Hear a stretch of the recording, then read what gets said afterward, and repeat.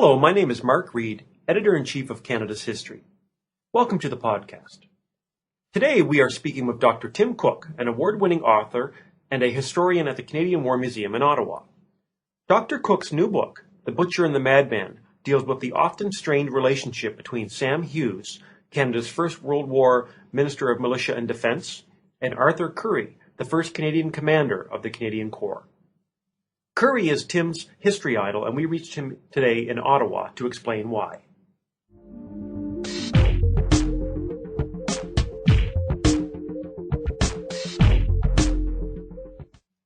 Hello, Tim. Thanks for joining us today. Perhaps you can start us off by telling us a little bit of background about Arthur Currie, how he got his start in the military, and how he rose to become the commander of the Canadian Corps. I think Arthur Currie is probably best known to Canadians as the Canadian Corps commander in the last third of the war. He, although of course he had a very rich and long career in Canada. Before the war, he was a real estate agent in Victoria and a militia officer, although not well known to Canadians. In fact, I don't think one in probably 10,000 could have named him. But he was recognized within the militia being a good trainer.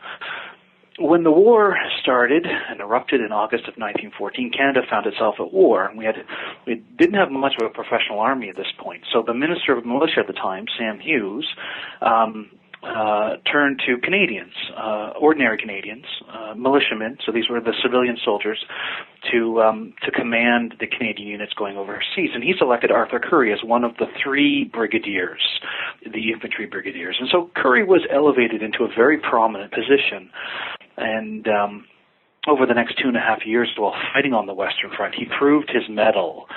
He was a very good general, and he learned how to fight on the Western Front. And so in June of 1917, after the Battle of Vimy Ridge, when Sir Julian Byng, the then Canadian Corps commander, was elevated up to command an army, Currie became the commander of the Canadian Corps. And it's here where he really rises to prominence and becomes a Canadian hero. And he will serve as the commander of the Canadian Corps until the end of the war, when he returns back to Canada and faces some challenges there. He was accused of being a butcher by some, accused of having sacrificed Canadian lives. And so he had to fight for his reputation over the next couple of years. And he eventually left the military and became principal of McGill, where he was a very successful builder of that university until he died in 1933. Tim, what was the mood in Canada at the outbreak of the First World War? I think the first thing to remember is that we didn't have a choice in going to war. We were a proud member of the British Empire. We were a dominion without control over its foreign policy. So when Canadians woke up on the 4th of August, 1914, no one declared war here. We were automatically at war. What we did have control over is how many men we would commit to this war. And Canadians responded with great enthusiasm. And that can be hard to figure out looking back over 90 years now, and looking back, of course, through the terrible slaughter of what we know will happen in this ghastly industrial war where machine guns and artillery and poison gas were pitted against flesh and blood. But the Canadians in 1914, they marched off proudly to war. They were scrambling over each other to get into the services, and they continue to do that. And they did so, I think, because they believed, for the most part, that this was a just war, that Germany had to be stopped. Germany had invaded Belgium in its attempt to knock out France, and Britain had been brought into the war that way. So Canada, I think we need to remember, was a proud part of the British Empire, and Currie himself was always a very proud Canadian who believed in the strength of the empire and Canada's role within it.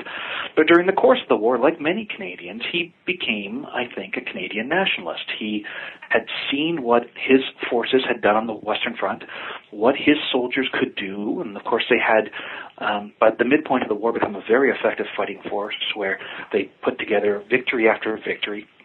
And it was that fighting and sacrifice on the Western Front where Canada really gained a name and a reputation and a voice for itself on the world stage. And so Currie is interesting in that, like Canadians, many Canadians, I think, he grew up during the war. Now, of course, it was a very difficult period of growing up. It was a real trial by fire, both for him and the nation. It's been said that in the First World War, Canada and Canadians first gained a sense of nationhood. How did the war impact Currie and his views on Canada and its sovereignty? Currie, like most Canadians, this kind of evolution in thought was a very gradual one. And for him, for Currie, and I think like the 450,000 Canadians who served overseas, many of them saw how they, as Canadians, were contributing to this larger war effort. They were helping the British Empire win this ghastly war. And of course, it was just a terrible slaughter and carnage on the Western Front, which required more and more men and just incredible endurance by all the nations involved.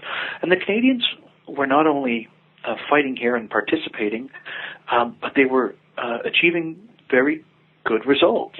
They were proving themselves to be adept fighters. And so I think it's that aspect of having, I guess to use maybe a hockey analogy or something, but playing in the big leagues helped to change a colonial mindset in Canada.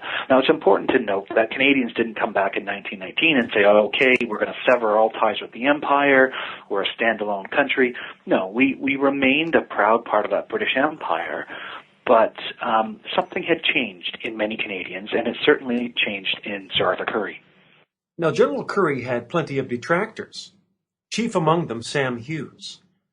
What would Currie's enemies have said about him? The Canadian Corps, fighting on the Western Front, was a politically riven force. It had been put together for the most part by the Minister of Militia and Defense, Sam Hughes, and he's one of these great characters in Canadian history. He was loudmouth, he was a bully, he was bombastic, he had this insane ego. People who ran into him thought that he was off, just out of his mind. The Governor General of the day called him a conceited lunatic. And so Sam Hughes always saw this as his army. Now the problem there is that he would often appoint officers who were not qualified. And the fighting generals overseas, the three corps commanders, first General Alderson and General Byng, who were both British-born, and then later Currie, all had to fight against this interference. And they were doing so because they, of course, wanted the best people for the job, those who had learned the hard hand of war on the Western Front. So those detractors to Currie came at him partially because he was blocking these political appointments.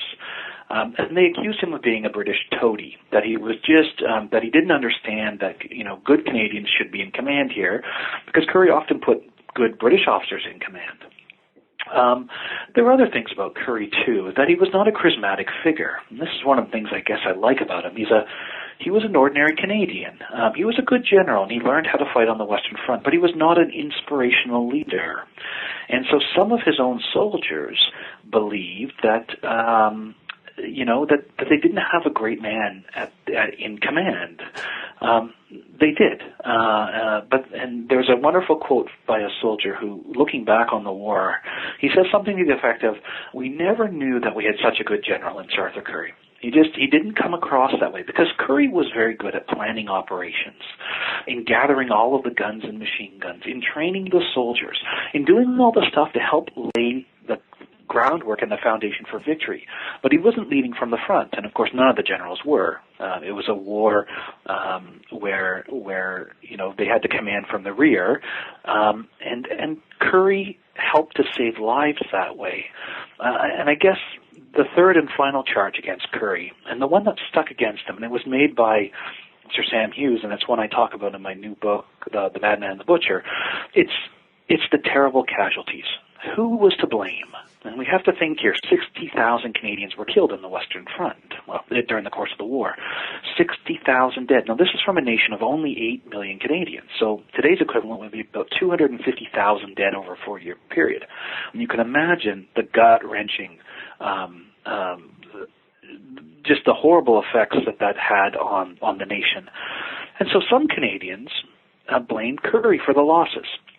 especially in the 100 Days. And that's where Sam Hughes actually stood up in the House of Commons in March of 1919. He accuses Currie of being a butcher. He says that you have killed off Canadians unnecessarily. Now, the irony here, of course, is that Currie always fought for the Canadian soldiers. He did his best to get them more material and supplies and guns. And in the end, he saved lives. But it's those 60,000 dead, those terrible cemeteries that are still there on the Western Front, that allowed Currie's critics to come after him. And it was very difficult for Currie to refute those charges. Yet despite all these accusations and detractions, Arthur Currie is your history idol, Tim. Can you explain to us why you admire Arthur Currie so much? Well, Currie was an ordinary Canadian. He was a pre-war real estate agent, in effect. I don't think anyone would have predicted in 1914 that he would become Canada's greatest battlefield general, which is what I believe he is. He fought under extremely difficult conditions. He was a man who pushed himself relentlessly. He put in 16, 17-hour days. He barely slept. And he was killed by the war, ultimately. It shortened his life. He died at a very young age, 56 years old. And so what I admire about him, I guess, is that he represents, I think, this generation of Canadians. Now, the 600,000 Canadians who enlisted, the 450,000 or so who served overseas, almost all of them were civilian soldiers. They were farmers, they were clerks, they were bankers, they were fathers and sons and uncles. They came from across the country, and they were the ones that ultimately had to fight and sacrifice on the Western Front. And so for me, I guess Currie, he represents that generation. He never claimed to be brilliant. He never claimed to have all the answers while fighting on the Western Front. And how could he, of course? How do you defeat barbed wire and trenches and machine gun positions and artillery and poison gas and everything else? But he was willing to learn. He was willing to apply himself to try to understand how to break through the terrible stalemate on the Western Front. And he always did so with his soldiers' lives in mind. He knew that the Canadian Corps was not a peacekeeping force. You know, it was an attacking force. It had to attack. That was its role. And he knew that he also had the terrible responsibility, the burden of command, that it was up to him to send his soldiers into battle. And he struggled with that. He struggled with the fact that he was ultimately responsible for ordering men to their death. Now, that's very different than the charge made by Sam Hughes. Currie did not do it with a reckless mind. But he also knew that there were no easy victories on the Western Front. And so I guess it's a combination of those things that I find admirable about Currie, is that he was facing a very difficult challenge and task. It was often a thankless task, but in the end, he helped to achieve victory on the Western Front. Well, thanks a lot, Tim. I really appreciate you taking the time to talk with us today. My pleasure. Thank you. You've been listening to the Canada's History Podcast.